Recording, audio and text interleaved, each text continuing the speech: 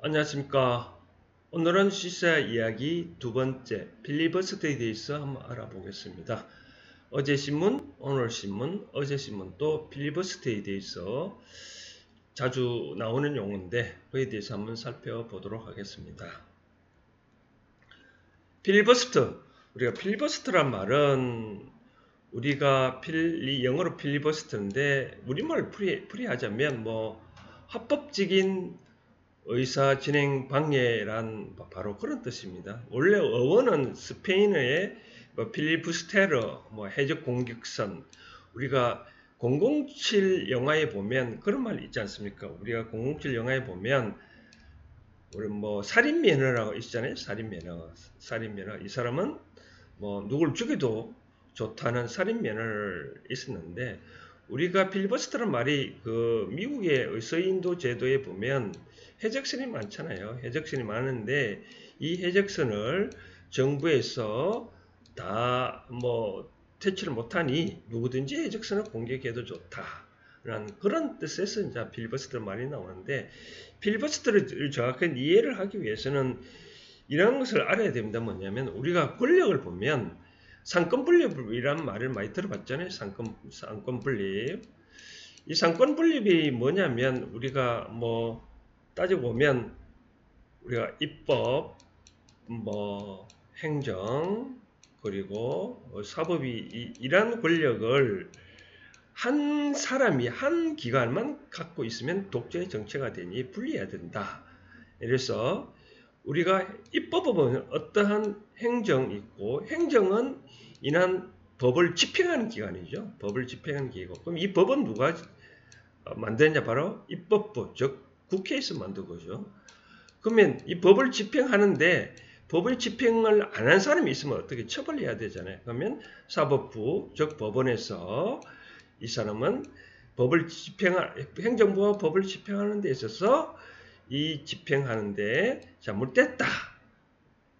그걸 이제 올바르게 판단하는 거죠. 이와 같이 이 행정부에서는 이제 법을 집행하는 과정에서 사법부의 판단에 따라 이제 제대로 집행을 했냐 아니냐 받는 거죠. 사법부인데 그러면 이제 최고로 중요한 거는 법이잖아요. 법을 만드는데 누가 법을 만드느냐 바로 그 의회 즉 국회에서 만드잖아요.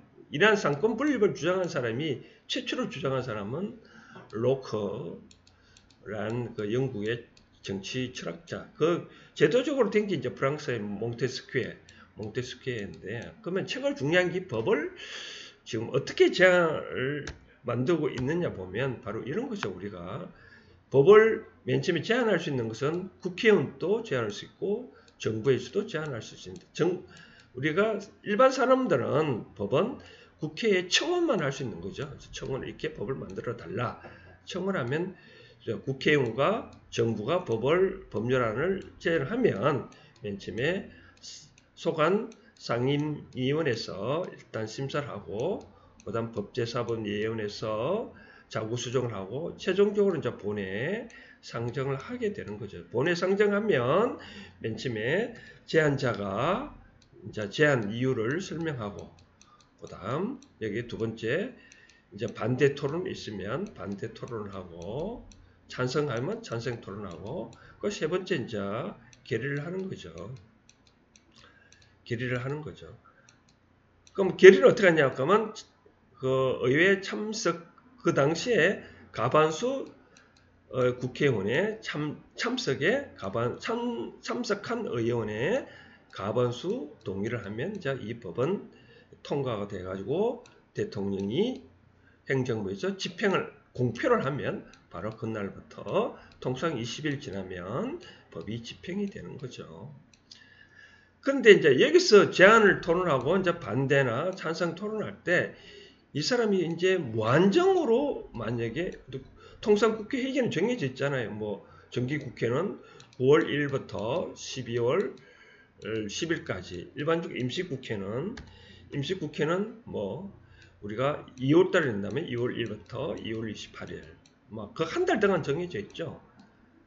그런데 만약에 이 회기 도중에 우리가 아까 말씀드렸잖아요. 제안하고 찬반 토론을 하는데 이 찬반 토론을 통상 이 무한정을 해버리면 우리가 회기가 정해져 있는데 회기 내에 또 이 국회를 마칠 수 없잖아요. 그래서 현재 정부에서는 국회법에서는 40분을 이제 대표자가 뭐 각 당 대표가 40분 발언하고 또는 20분 발언하기도 하고 의사진행 발언할 경우에는 통상 5분 정도 하는데 그렇게 마쳐야 나머지 이제 세 번째는 이제 그 투표 즉 의결을 이제 묻잖아요. 그런데 여기서 중요한 거는 만약에 이 과정에서 무한정으로 얘기를 해버리면 할 수 없잖아요. 그런데 이제 법이라는 것은 여야 합의 간에 합의가 돼야 통과시키는데 이제 이 통상 소수파 입장에서는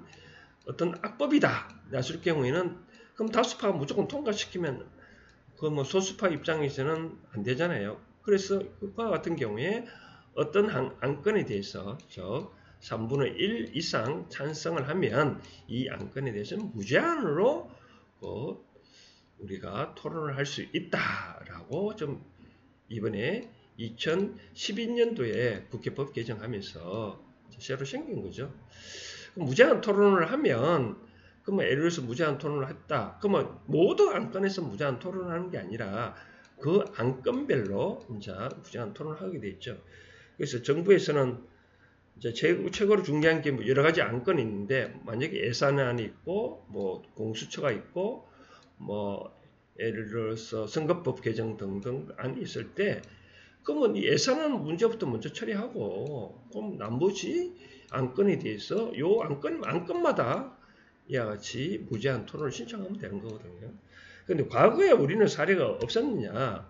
우리나라의 역사를 보면 1964년도에 김대중 의원이 당시에 5시간 19분 동안 그 어떤 국회의원을 구속 동의안에 상정되자마자 5시간 19분 동안 토론을 해가지고 발언해가지고 그 안건을 무산시킨 바가 있습니다.